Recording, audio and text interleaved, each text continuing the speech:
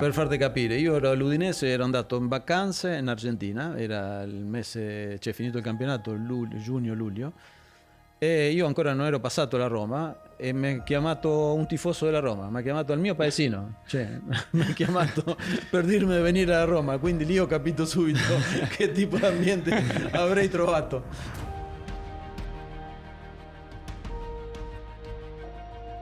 Un saluto agli amici di S Roma Podcast. Io oggi sono tra il passato e il presente della Roma, un passato, un presente argentini. Un saluto a Abel Balbo, ciao Abel. Ciao. E poi a Mattia Sule, ciao Mati. Ciao. Come stai? Come va? Ti sei allenato? Bene, sì, tutto bene. Un po' stanco però bene. Vabbè, giustamente, gli allenamenti di Gasperini. Appunto.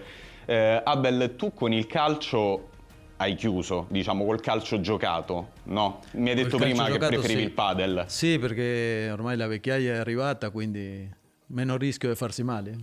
Certo, giustamente. Come tanti argentini poi, no? Tanti giocano a padel, Sì. Il movimento del padel in Argentina è sviluppatissimo, no? Sì, è iniziato negli anni 90, quindi... Sì, molto prima rispetto prima di qua. all'Italia. Tutti e due argentini di due zone diverse dell'Argentina. Matti, tu sei nato a Mar del Plata, quindi sei un argentino di mare, Sì. mentre Abel più dell'entroterra. Nella Pampas, è in Palme Villa Constitución. Sì. Un Tanti paesino chilometri. molto piccolo, di 6.000 abitanti. Tanti chilometri di distanza tra di voi, no? E Mar del Plata in Palme saranno 800 km, 700-800 km. Quanti chilometri da Buenos Aires? 200, 250. 250. Ah. Di Buenos Aires sono 500, Sì. quindi... Mar del Plata. Molto più bello dove è nato lui. Sì, Soprattutto vabbè, adesso sul che mare. estate sì.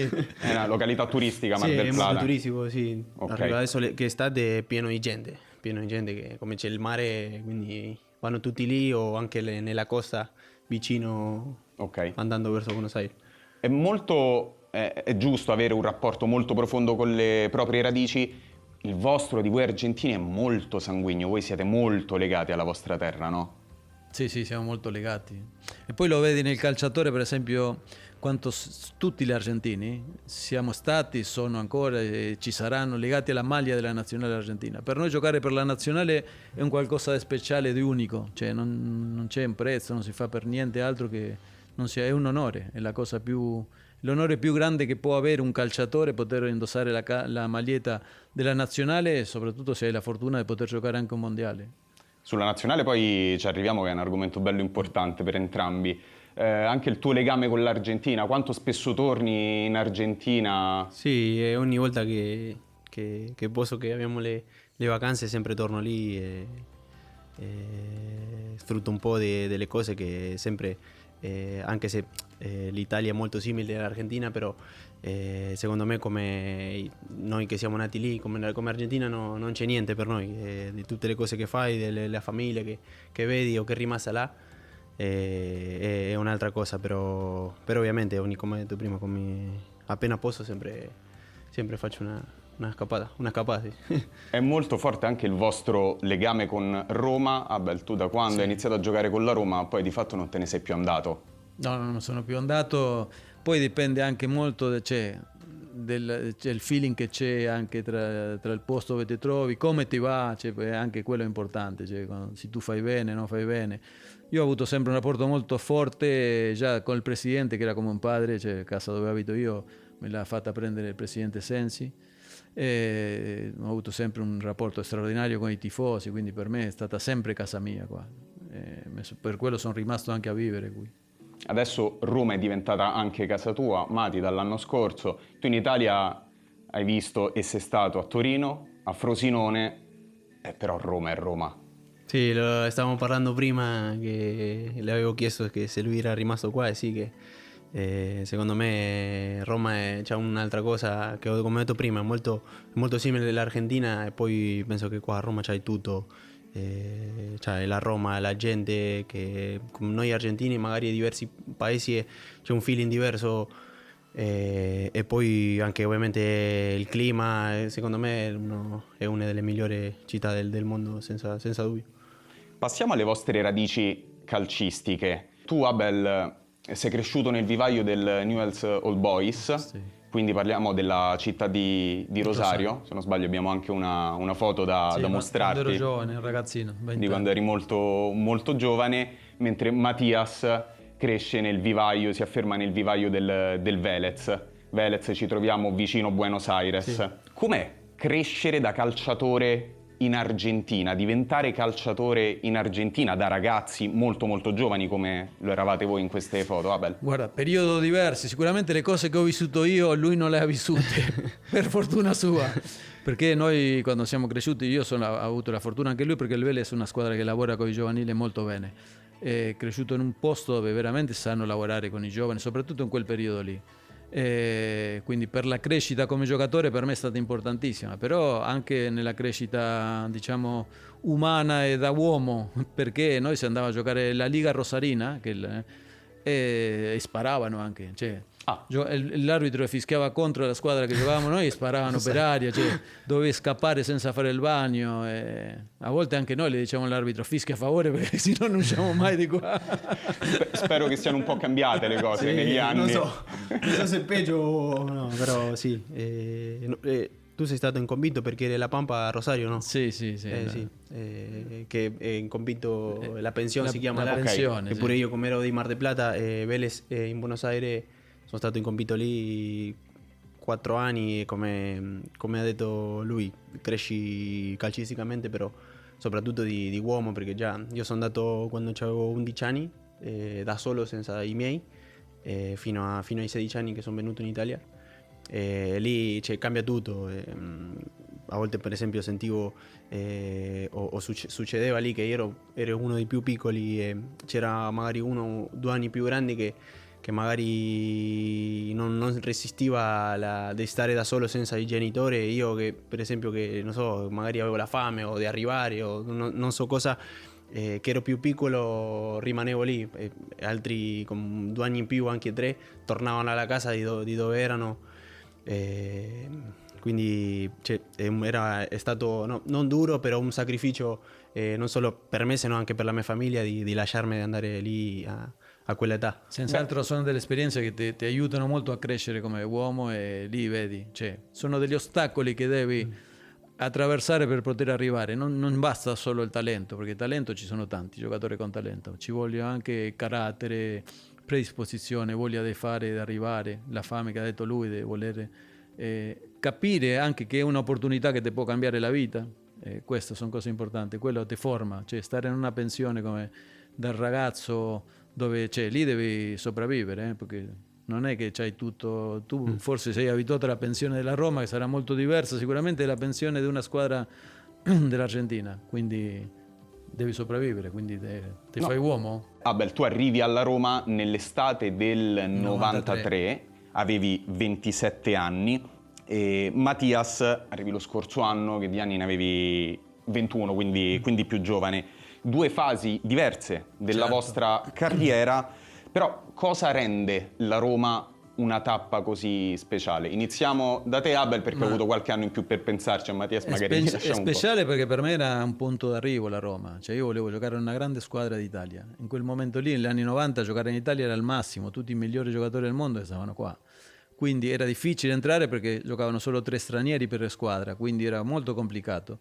Quindi lo scopo mio era arrivare e giocare in una grande squadra. E la Roma per me era una grande squadra, quindi una volta che sono arrivato qua ero felicissimo. Logicamente a 27 anni io ero molto più maturo di Mattias, che ha 21 anni, no?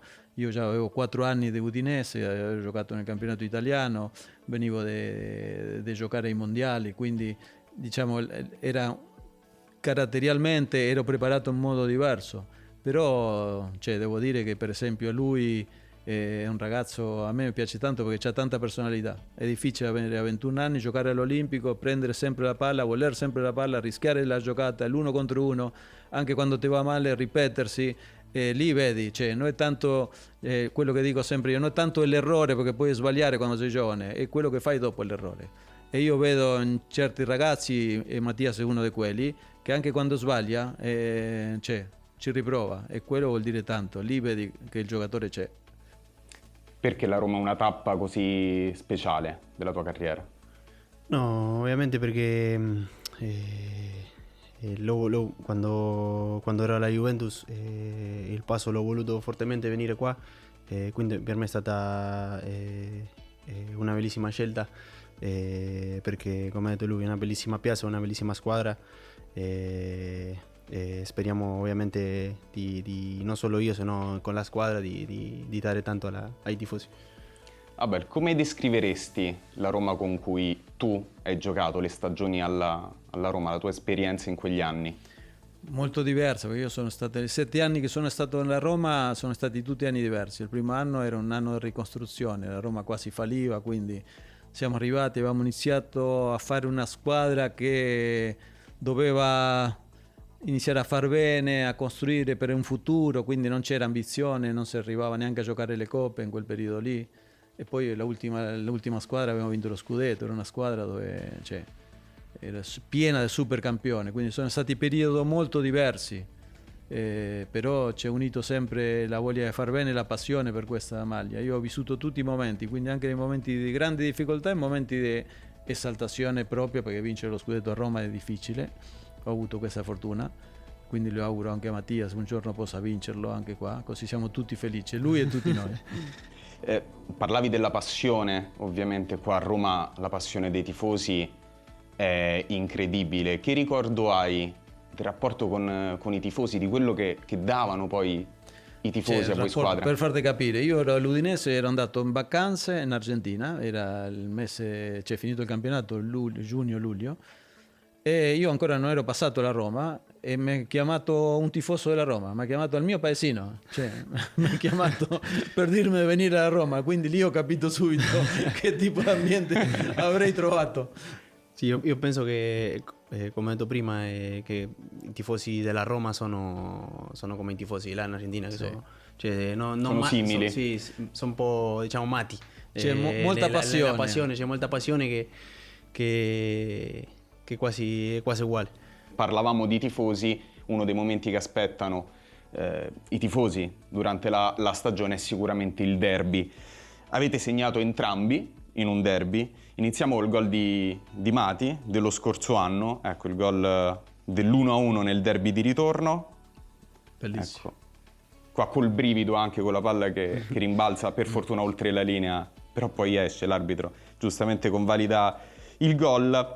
Negli anni 90 quando te lo fischiavano, fischiavano forse, come voi la fischiavano sicuramente. Ci sono stati i portieri che hanno levato la palla da dentro sì, forse e hanno vinto l'arbitro gli scudetti dopo. Avrebbe potuto continuare a far giocare, no, fortunatamente il gol... Si ferma l'orologio, no? Quando... Sì, lo segnano sull'orologio. Com'è stato il segnare in un derby?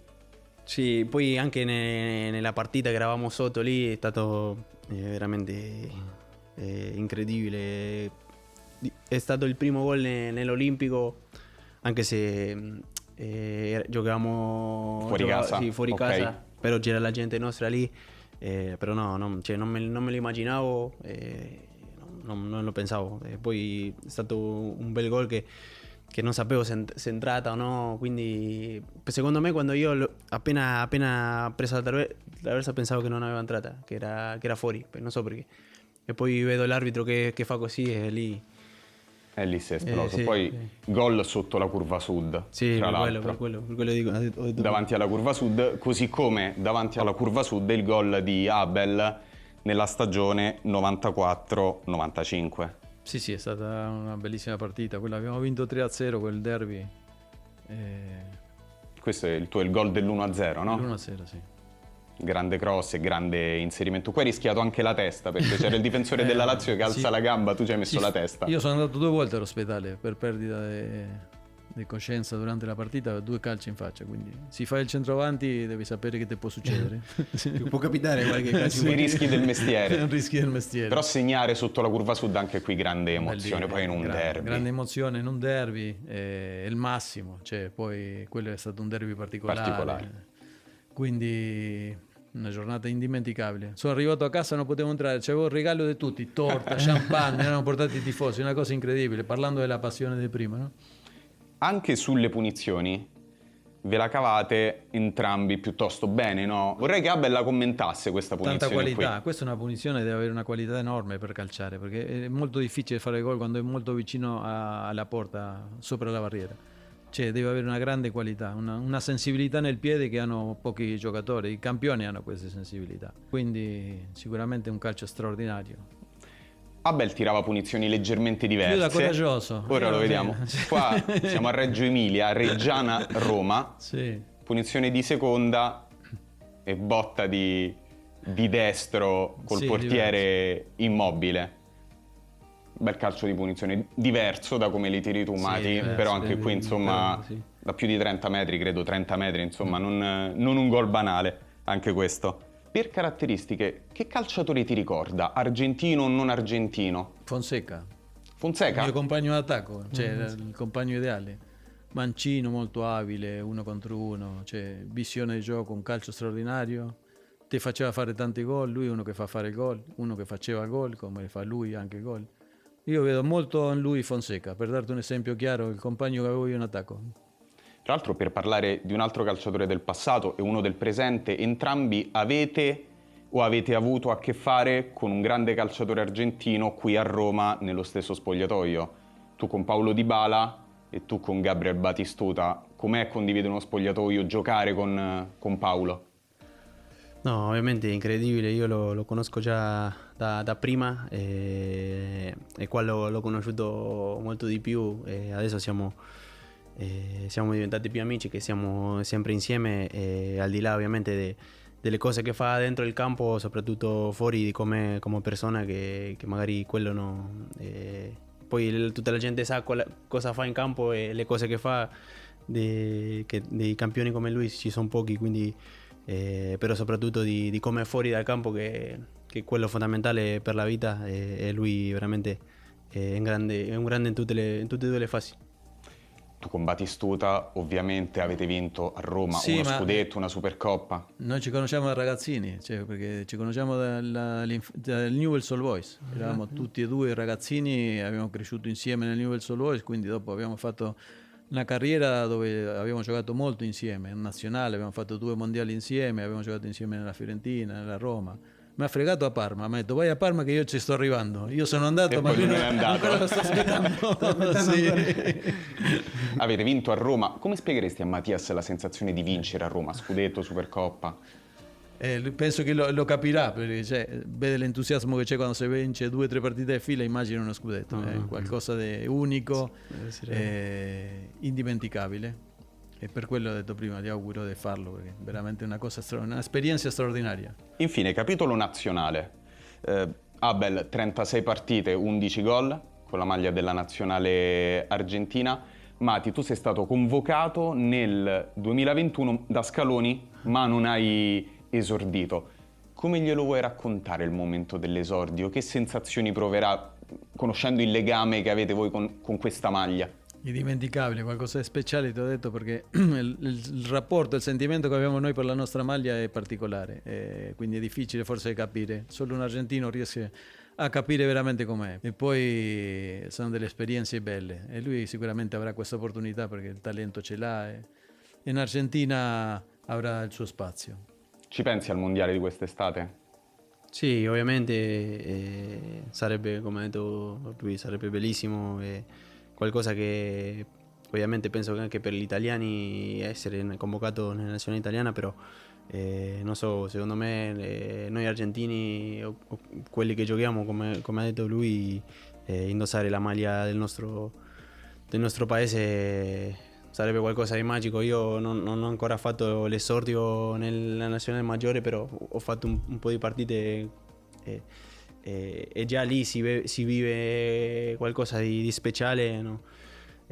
Non potrei immaginare come sarà se un giorno vado in nazionale e faccio l'esordio. E c'hai tanto tempo, ancora sei un ragazzo, c'hai 21 anni. Io la prima volta che ho giocato in nazionale a 24 anni, ho giocato i mondiali, ne ho fatti 3 poi, quindi c'hai tutto il tempo del mondo ancora da poter fare e giocare. Di tempo ce n'è, parola di Abel. Grazie ragazzi. Grazie.